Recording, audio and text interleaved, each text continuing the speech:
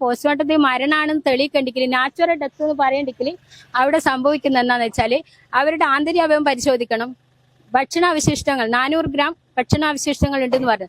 അപ്പൊ അത് പരിശോധിക്കണം. ഇതൊക്കെ പരിശോധിച്ച് ലാബ് കൊണ്ടുപോയി പരിശോധിച്ചാലാണ് ഒരു വ്യക്തി ഇങ്ങനെയാണ് മരണപ്പെട്ടത്. ഇതൊന്നും കാണിക്കാണ്ട് നാച്ചുറൽ ഡെത്ത് എന്ന് പറയുന്നത്. അപ്പൊ അതിന് എന്ത് തെളിവ് എന്ത് പ്രൂഫാണ് കൊടുക്കാൻ പറ്റുക? പഞ്ചായത്ത് പ്രസിഡന്റ് അവിടെ ഇവരോട് ഷൗട്ട് ചെയ്ത് സംസാരിച്ചപ്പോൾ അതിൻ്റെ അകത്ത് പറയുന്നത് 98,000 രൂപ വാങ്ങിച്ചു എന്നാ. 98,000 രൂപ വാങ്ങിച്ചുവെങ്കിൽ അവരെ നുണപരിശോധന നാർക്കോ ടെസ്റ്റിന് അത് ആരാണോ വാങ്ങിച്ചത്, അതായത് കൊടുത്ത ആളുണ്ടാവില്ലേ, അവർ പറയുന്ന ആള്, അവർ മരിക്കുന്ന ദിവസം റെയിൽവേ സ്റ്റേഷനിൽ എത്തിക്കുന്നുണ്ട്. മുനീശ്വരൻ കോവിലിന്റെ അതിലെ കൂടി വീണ്ടും ആ താമസ സ്ഥലത്തേക്ക് എത്തിപ്പെടാനുള്ള സാഹചര്യം അവരുടെ കോളുകൾ പരിശോധിച്ചാൽ മനസ്സിലാവും. പിന്നെ പരിയാരം മെഡിക്കൽ കോളേജിലെ പോസ്റ്റ്മോർട്ടം എന്ന് പറഞ്ഞാൽ അത് സത്യസന്ധമായിട്ട് ആകാൻ സാധ്യതയില്ല. പോയിട്ട് തൂങ്ങി മരിക്കേണ്ട ഒരു വ്യക്തിയല്ല അദ്ദേഹം. അങ്ങനെ ചെയ്തു എന്ന് ഞാൻ വിശ്വസിക്കുന്നില്ല. ഞാൻ കേൾക്കാൻ ഹൈക്കോടതി ജഡ്ജി കേൾക്കാൻ വേണ്ടിയിട്ട് പറയുന്നതാണ് നിങ്ങളെടുക്കുക. നിങ്ങൾ ചോദിച്ചോണ്ട്, അല്ലാണ്ട് ഞാൻ ആളാകെ നിങ്ങളെടുക്ക വന്നതല്ല. അപ്പൊ എനിക്ക് ഇതിന്റെ മരണത്തിന്റെ അകത്തുള്ള ദുരൂഹത എങ്ങനെയാണെന്ന് അറിയണം. ഇവരുടെ കോളുകൾ പരിശോധിച്ചാൽ മനസ്സിലാവും. നമസ്കാരം. സിറിയയിൽ യുദ്ധം കൊടുമ്പിരിക്കൊണ്ടിരിക്കുന്ന ഈ സമയത്ത് പോലും കേരളം ചർച്ച ചെയ്യുന്നത് ഒക്ടോബർ 14-ാം തീയതി രാത്രി അഥവാ ഒക്ടോബർ 15-ാം തീയതി വെളുപ്പിന് മരണപ്പെട്ട നവീൻ ബാബു എന്ന മുൻ കണ്ണൂർ ADM-ന്റെ വൃത്താന്തങ്ങൾ തന്നെയാണ്. അത്രത്തോളം കേരള മനസാക്ഷിയെ ഞെട്ടിക്കുകയും കേരള മനസാക്ഷിയെ മരവിപ്പിക്കുകയും ചെയ്ത ഈ ഒരു ദുരൂഹ മരണത്തിൽ കേരളം ഇന്നും കണ്ണീർ വാർത്തുകൊണ്ടിരിക്കുന്നു. ഒക്ടോബർ 15-ാം തീയതിയാണ് ക്വാർട്ടേഴ്സിൽ നവീൻ ബാബു തൂങ്ങി മരിച്ച നിലയിൽ കാണപ്പെട്ടത്. എന്നാൽ നവീൻ ബാബുവിൻ്റെ വീട്ടുകാർ ഒരേ സ്വരത്തിൽ ഇപ്പോഴും പറയുന്നു, ഒരു കാരണവശാലും നവീൻ ബാബു ആത്മഹത്യ ചെയ്തതല്ല, ഇത് കൃത്യമായി പ്ലാൻ ചെയ്ത ഒരു കൊലപാതകം തന്നെയാണ്. ഈ കൊലപാതകത്തിൻ്റെ പിറകിൽ പ്രവർത്തിച്ചിരുന്ന ആളുകൾ ആരൊക്കെയായാലും അവരെ നിയമത്തിന് മുന്നിൽ കൊണ്ടുവരുന്നത് വരെ തങ്ങൾ കൃത്യമായ നിയമ പോരാട്ടം നടത്തും എന്ന് തന്നെ പറയുമ്പോൾ ബഹുമാനപ്പെട്ട ഹൈക്കോടതിയിൽ ഈ വിഷയത്തിൽ നവീൻ ബാബുവിൻ്റെ മരണവുമായി ബന്ധപ്പെട്ട വിഷയത്തിൽ CBI അന്വേഷണം വേണമെന്ന ഒരു ഹർജി നവീൻ ബാബുവിൻ്റെ ഭാര്യ കൊടുത്തിരിക്കുന്നു എന്നാണ്. ആ ഹർജിയിൽ ഈ വരുന്ന 12-ാം തീയതി ബഹുമാനപ്പെട്ട ഹൈക്കോടതി വാദം കേൾക്കുന്നു എന്ന് പറയുമ്പോൾ ഈ കേസിൽ CBI അന്വേഷണം വരും എന്ന തന്നെ പ്രതീക്ഷയിലാണ് ഇപ്പോൾ കേരളത്തിൻ്റെ പൊതുബോധവും നവീൻ ബാബുവിൻ്റെ കുടുംബവും. എന്നാൽ ഇതിനിടയിൽ കാസർഗോഡ് മുതൽ കന്യാകുമാരി വരെ ജീവകാരുണ്യ പ്രവർത്തനങ്ങൾ നടത്തുന്ന ഒരു NGO ആയ യുവതി നവീൻ ബാബുവിൻ്റെ മരണത്തിൽ ചില ദുരൂഹതകൾ ഉണ്ട് എന്ന് പറഞ്ഞുകൊണ്ട് രംഗത്ത് വരികയുണ്ടായി. നവീൻ ബാബുവിൻ്റെ മരണത്തെ തുടർന്ന് നവീൻ ബാബുവിൻ്റെ വീട്ടിലാണ് ഇവരെ ആദ്യം കാണാൻ സാധിച്ചത്. ഒരു മാധ്യമം ഇവരെ കണ്ടെത്തുകയായിരുന്നു. ഇവർ ആ മാധ്യമത്തിനോട് ഒരു അഭിമുഖം എടുക്കണം എന്ന് നിർബന്ധിച്ച് അങ്ങോട്ട് കൊടുക്കുന്നു. കാരണം മാധ്യമത്തിൽ എൻ്റെ അഭിമുഖം വരുന്നതിന് വേണ്ടിയല്ല ഞാൻ ഈ വിഷയത്തിൽ അഭിമുഖം തരുന്നത്, മറിച്ച് നീതിപീഠം നവീൻ ബാബുവിൻ്റെ മരണത്തെക്കുറിച്ച് ചിന്തിക്കണം. ഇതൊരു മരണമല്ല, ആത്മഹത്യയല്ല, ഇത് കൃത്യമായ കൊലപാതകമാണ് എന്നാണ് ആ സ്ത്രീ മാധ്യമങ്ങൾക്ക് മുന്നിൽ തുറന്നു പറഞ്ഞത്. ഒരുപക്ഷെ നവീൻ ബാബുവിൻ്റെ മരണം ആത്മഹത്യയല്ല, അത് കൊലപാതകമാണെന്ന് പൊതുസമൂഹത്തോട് ആദ്യം വിളിച്ചു പറഞ്ഞതും ഈ യുവതി തന്നെയാണ്. ഈ യുവതിയുടെ പേര് നമ്മൾ വെളിപ്പെടുത്തുന്നില്ല. നവീൻ ബാബു ഒരു കാരണവശാലും ആത്മഹത്യ ചെയ്യേണ്ട സാഹചര്യം ഉണ്ടായിരുന്നില്ല. താൻ നവീൻ ബാബുവിനെ പല കാര്യങ്ങൾക്ക് വേണ്ടി സന്ദർശിച്ചിട്ടുണ്ടായിരുന്നു. അദ്ദേഹം കറകളഞ്ഞ ഒരു ഉദ്യോഗസ്ഥൻ തന്നെയായിരുന്നു. അഴിമതി ലെവലേശം തൊട്ടു തീണ്ടാത്ത ഉദ്യോഗസ്ഥനായിരുന്നു. തന്നെ കാണാൻ വരുന്ന തൻ്റെ സന്ദർശകർക്ക് പോലും അവർക്ക് വിശപ്പുണ്ടെങ്കിൽ തൻ്റെ പോക്കറ്റിൽ നിന്ന് വരെ ഭക്ഷണം വാങ്ങിക്കൊടുക്കുന്ന, സാധുക്കളെ സംരക്ഷിക്കണം എന്നുള്ള ഒരു തെരയോടുകൂടി ജോലി ചെയ്യുന്ന ഈ ഉദ്യോഗസ്ഥന് ഇത്തരത്തിലൊരു ദാരുണാന്ത്യം ഉണ്ടായത് ഒരു കാരണവശാലും അത് ആത്മഹത്യയല്ല എന്ന് തന്നെയാണ് ഈ യുവതി മാധ്യമങ്ങളോട് പറഞ്ഞത്.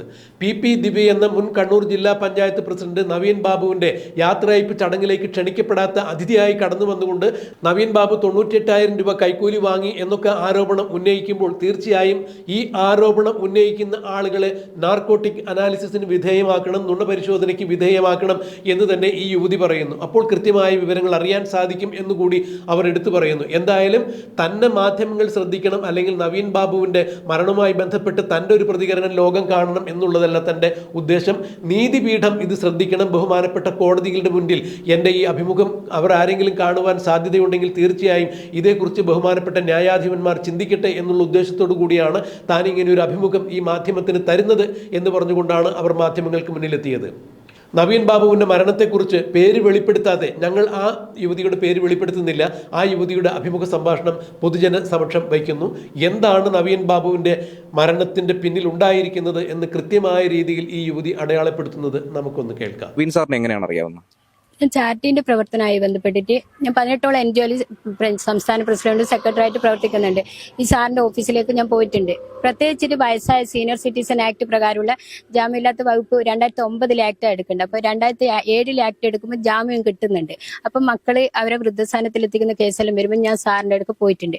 സാർ ആ ഓഫീസിൽ വന്ന മുതൽ പോയിട്ടുണ്ട്. ഒരു 5 വയസ്സ് ആരോടും മേടിക്കുന്നില്ല. അന്നേരം ആ സ്പോട്ടിന് തന്നെ രാജമാണിക്യ സാറെല്ലാം ചെയ്ത പോലെ, രത്തങ്കേക്കർ സാറ് ചെയ്ത പോലെ, മീർ മുഹമ്മദ് സാർ ചെയ്ത പോലെ, പിന്നെ ബാലകിരൺ സാർ ചെയ്ത പോലെ ഏറ്റവും നല്ല ഒരു കളക്ടറായിട്ട് അവിടെ ആരോട് കൈക്കൂലിയൊന്നും വാങ്ങിക്കാണ്ട് സത്യസന്ധമായിട്ട് പാവങ്ങളെ സഹായിക്കുന്ന നല്ലൊരു ADM ആയിട്ടാണ് ഞാൻ കാണുന്നത്.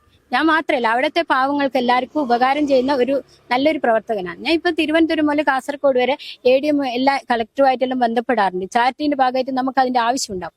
അപ്പൊ ഇതിപ്പോ എനിക്ക് ഇവിടെ ഈ വീട്ടിൽ വരാൻ കാരണം അല്ലെ എനിക്ക് മറ്റൊരു സ്ഥലത്ത് നിന്ന് പത്രസമ്മേളനം നടത്തിയാൽ മതി. പക്ഷെ ഒന്ന് ഈ മരണത്തിന് അന്നേരം ആ സമയത്ത് കളക്ടറേറ്റിൽ നിന്ന് മീറ്റിംഗിൽ അവിടെ ഈ പറയുന്ന ജില്ലാ പഞ്ചായത്ത് പ്രസിഡന്റ് അവിടെ ഇവരോട് ഷൗട്ട് ചെയ്ത് സംസാരിച്ചപ്പോൾ അതിൻ്റെ അകത്ത് പറയുന്നത് 98,000 രൂപ വാങ്ങിച്ചു എന്നാ.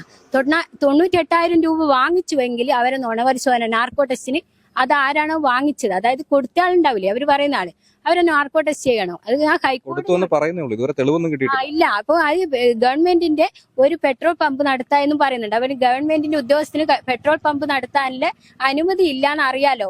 പിന്നെ രണ്ടെന്ന് വെച്ചാല് അന്ന് പിന്നെ ഈ മരിക്കുന്ന ദിവസം റെയിൽവേ സ്റ്റേഷനിൽ എത്തിക്കുന്നുണ്ട്. മുനീശ്വരൻ കോവിലിന്റെ അതിലെ കൂടി വീണ്ടും ആ താമസ സ്ഥലത്തേക്ക് എത്തിപ്പെടാനുള്ള സാഹചര്യം അവരുടെ കോളുകൾ പരിശോധിച്ചാൽ മനസ്സിലാവും. പിന്നെ അത്രേ ആവശ്യമുള്ളൂ. എന്ന് വെച്ചാൽ ഇല്ലെങ്കിൽ ഈ ഒരു പോസ്റ്റ്മോർട്ടം ചെയ്യേണ്ടി വരും. കാരണം പരിയാരം മെഡിക്കൽ കോളേജിലെ പോസ്റ്റ്മോർട്ടം എന്ന് പറഞ്ഞാൽ അത് സത്യസന്ധമായിട്ട് ആകാൻ സാധ്യതയില്ല. നിങ്ങൾ എല്ലാവരും ഇവരുടെ ബോഡി ഒന്ന് സെർച്ച് ചെയ്യുക. ആരെങ്കിലും മർദ്ദിക്കോ എന്തെങ്കിലും ചെയ്ത് ശരീരത്തിന് പാടുകളുണ്ടോ? ഒരു കക്കൂസിൽ പോയിട്ട് തൂങ്ങി മരിക്കേണ്ട ഒരു വ്യക്തിയല്ല അദ്ദേഹം. അങ്ങനെ ചെയ്തു എന്ന് ഞാൻ വിശ്വസിക്കുന്നില്ല. അപ്പം ഞാനല്ല ഒരാൾക്കും അതിന്റെ ഒരു മരണവുമായി ബന്ധപ്പെട്ട് ഇത് ഞാൻ കേൾക്കാൻ ഹൈക്കോടതി ജഡ്ജി കേൾക്കാൻ വേണ്ടിയിട്ട് പറയുന്നതാണ്. നിങ്ങൾ ചോദിച്ചോണ്ട്, അല്ലാണ്ട് ഞാൻ ആളാകെ നിങ്ങളെടുത്ത് വന്നതല്ല. അപ്പൊ എനിക്ക് ഇതിന്റെ മരണത്തിന്റെ അകത്തുള്ള ദുരൂഹത എങ്ങനെയാണെന്ന് അറിയണം. ഇവരുടെ കോളുകൾ പരിശോധിച്ചാൽ മനസ്സിലാവും.